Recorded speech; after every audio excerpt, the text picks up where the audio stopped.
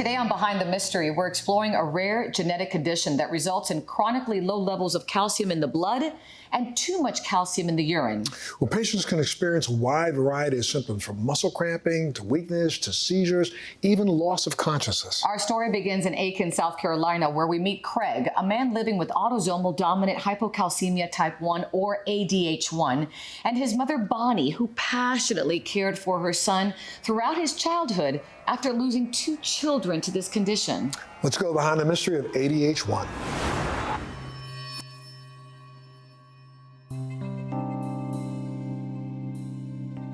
I do remember, going to school and I couldn't concentrate. I would get tingling. The cramping was the worst. Just out of the blue, I would just cramp up into a fetal position sometimes. My hands would cramp up, and it was painful.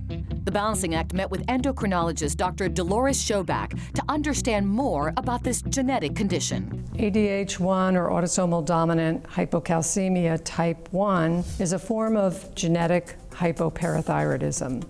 It's a disorder where there's a mutation in the calcium sensing receptor gene, and it's really important in the function of the parathyroid glands and in kidney function. This is an autosomal dominant condition. When a patient has ADH type 1, that patient will have low blood calcium level, a high serum phosphorus level. The parathyroid hormone level in the blood is also quite low. The symptoms of ADH1 are particularly troublesome when they include muscle cramping, tension in the muscles, numbness and tingling, particularly around the mouth and lips and in the fingertips and toes.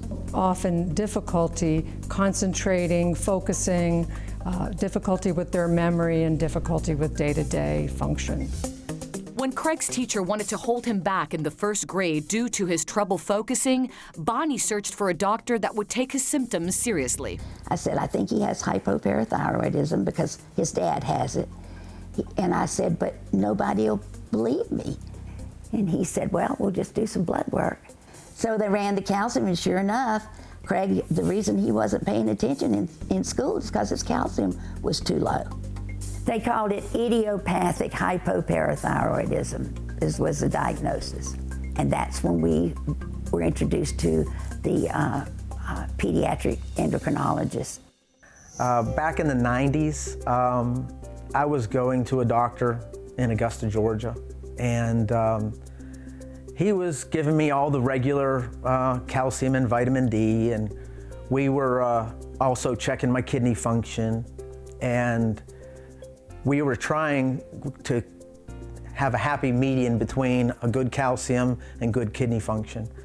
And we were getting the good calcium, but the kidney function was getting worse and worse. Part of the problem with the calcium building up in the kidneys is you get kidney stones. I have what they call nephrocalcinosis, which is a calcified kidneys. I talked with the doctor, and he said, there was really nothing we could do except you can stop taking all the calcium. I decided, let's try it and see. And I learned what my limitations were. I couldn't continue with not taking medication for this condition. I had to do something. Desperate for answers, Craig searched the internet and found the Hypoparathyroidism Association, where he was able to learn about clinical research being done and was even part of a clinical trial. One of the requirements, a genetic test. And that's when I was diagnosed with ADH1. Finally, somebody has diagnosed me, because all my life, I was told that they just didn't know. I did this study so I could better know what my condition was. But it's also the kids that have this condition, they won't go through what I went through. Making the diagnosis of ADH1 can be challenging. Patients can go a very long time without having the correct diagnosis be made. ADH1 is a form of hypoparathyroidism, and many patients who have ADH1 don't actually get a specific diagnosis at the time that they're diagnosed as having a genetic or a non-surgical form of hypoparathyroidism. The way that I approach the diagnosis of ADH1 would of course start with careful biochemical testing. The low blood calcium, parathyroid hormone level, the phosphorus level, and looking at the 24-hour urinary calcium excretion. So to make the diagnosis of ADH1, definitively one needs a genetic test, and I'm happy to say that no-charge genetic testing can be done. I like to make sure that that individual has genetic counseling after that diagnosis is made, and family members should be offered testing with blood calcium levels and parathyroid hormone levels. And if there's any question at all, they can undergo genetic testing themselves. So once the diagnosis is made of ADH1, it's very important for that individual to be seen by an endocrinologist who's comfortable with managing this disorder.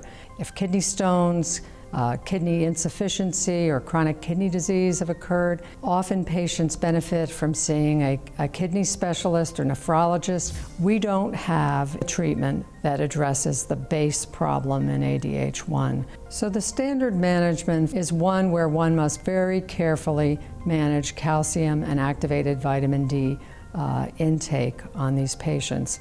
If hypercalcemia occurs, kidney function can be damaged, and if high urinary calcium levels occur, this can lead to kidney stones, infections, and even reduced kidney function. You know, when I was younger, I assumed that everything was calcium related in my life. So I would over-medicate, and I think that might have been attributed to my kidney problems that I have right now. Being diagnosed early would have stopped that. So an ideal therapy for ADH type 1 would be a therapy that targets the calcium sensing receptor. And this could be a small molecule or a drug which changes the sensitivity of that receptor to the ambient calcium concentration it's in, both in the context of the parathyroid and in the kidney. So clinical trials are incredibly important in rare diseases like ADH type 1.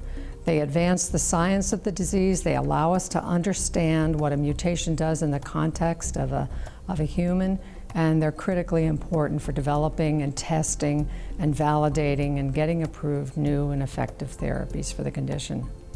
So to the newly diagnosed patient, I would say we're going to have a long-term good relationship working together to make sure that you don't experience the complications of too much treatment, that you're carefully treated and carefully monitored, and that you know as much as possible about the best care that you can take for yourself and for your family. Just make sure if you're concerned about a condition with your child, keep looking till you find somebody that'll listen to you, because that's what I had to do. I was stronger because of her, you know, because you know, she didn't let my disease rule me. She's the reason why I am today. For more information on hypoparathyroidism, visit these websites. Of course, you can always get more information if you go to our website, thebalancing act.com.